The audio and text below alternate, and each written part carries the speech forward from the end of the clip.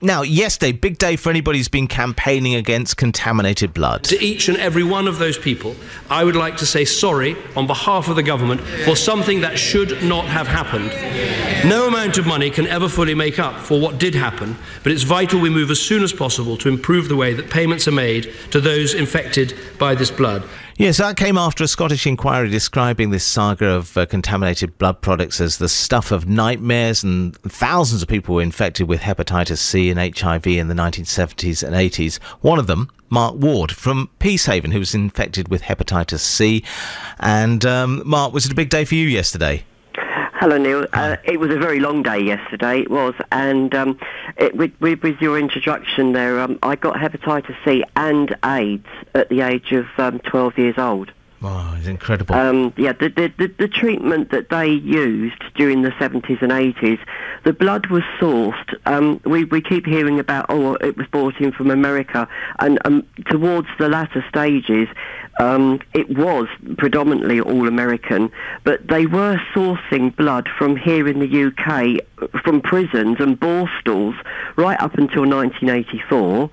And in fact, they had a fractionation, a plant where they processed blood that was based in Rwanda. So does it make, did what happened yesterday make up in any way for what you've been through? No. The Penrose report was disappointing, because we really believed that we might actually get answers.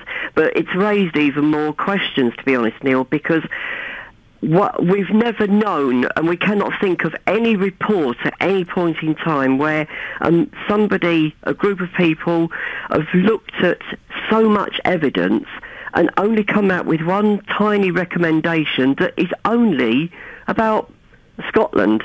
And it's sort of not even saying that these people must be cared for, they must be tested, they must be found. It's all reasonable measures should be found to test them. It's so limp and lame. And you're going to have to carry on living with this, aren't you? Well, we're going to have to carry on living with it, dying with it. I mean, the effects and the impact yesterday will be felt for a long time. But one of the things is the campaign will go on. In fact, I'm actually going to Downing Street this afternoon to hand in documentation to the Prime Minister. I'm taking the fight to his front door. We won't be giving up, but we are still the 15th greatest peacetime disaster since records began. We are still the worst treatment disaster in the history of the NHS.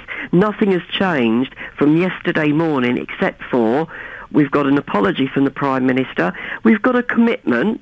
He did say that compensation would be sorted out if he was at the dispatch box, but we do also have cross-party support, and that was given recently this year. Interested to see how you get on today. Thank you for that, Mark, and good to talk this morning.